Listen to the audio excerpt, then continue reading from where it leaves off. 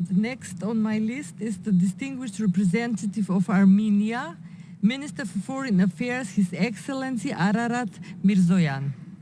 Mr. Minister, the floor is yours. Honorable Chair, distinguished colleagues, at the outset I would like to thank the North Macedonian OSCE chairmanship for leading this organization during the last year.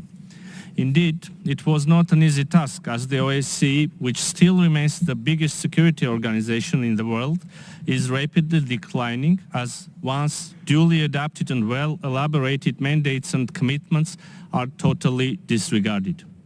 This process started several years ago when the OSCE failed to implement its core tasks, early warning and conflict prevention. Unfortunately, this process will continue unless there is no common understanding that violation of international law in any part of the world shall be unequivocally condemned and not tolerated.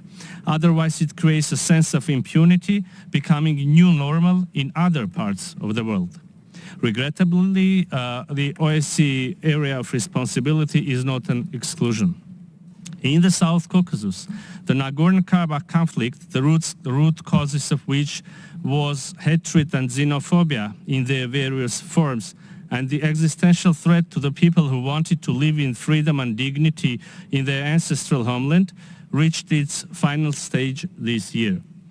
After a 9-month-long inhuman siege, on September 19th, Azerbaijan launched yet another large-scale military offensive against the people of Nagorno-Karabakh, which resulted in mass forced displacement of its indigenous population. At this point in time, we can state that in silent agreement of the international community, Azerbaijan has reached its long-standing goal to get the territory of Nagorno-Karabakh without its Armenian population. However, even after having this done, claims of the Azerbaijani side were not halted.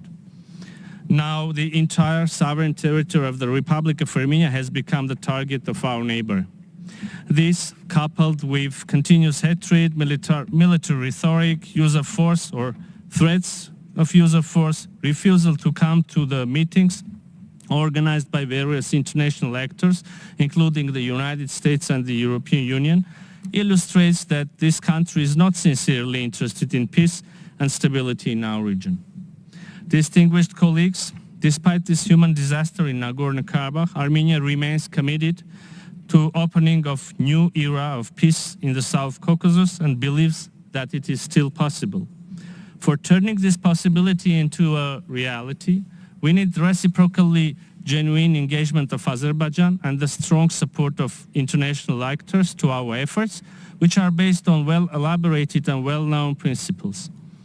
These principles that were widely discussed and admitted, or at least not rejected by the Azerbaijani side, include mutual recognition of territorial integrity based on the 1991 Almaty Declaration and without any further ambiguity, delimitation of the state border between Armenia and Azerbaijan based on the freshest and legitimate maps, USSR General Staff maps of 1974-78, an opening of all transport and economic communications with full respect of the country's sovereignty and jurisdiction, as well as based on the principles of equality and reciprocity.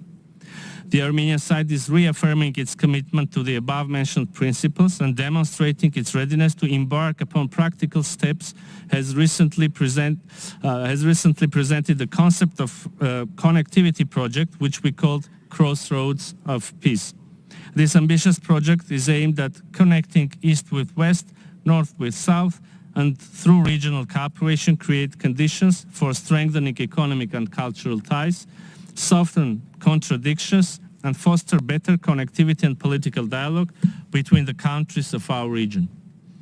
In this regard, the opening of the Armenia-Turkey border is also of crucial importance. As you might be aware, we have reached the agreement to open the land border for third country citizens and Armenian and Turkish citizens holding diplomatic passports, which was reconfirmed by my counterpart, Minister Fidan, at our bilateral meeting on October 23. Even concrete timing was indicated, meaning upcoming weeks, and we hope that in the nearest future we will implement this first but quite tangible step.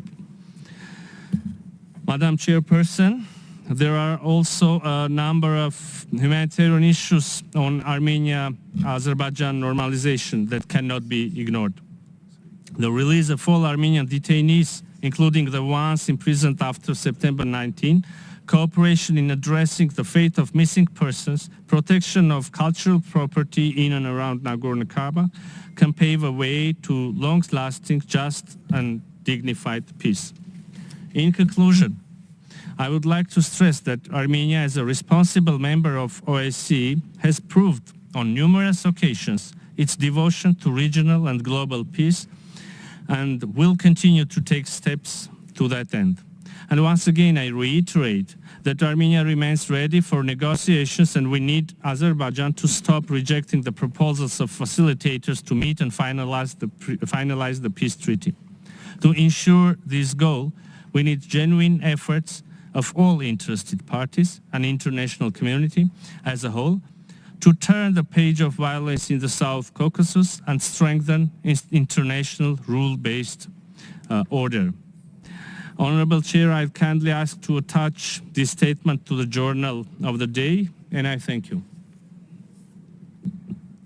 Thank you very much, Mr. Minister.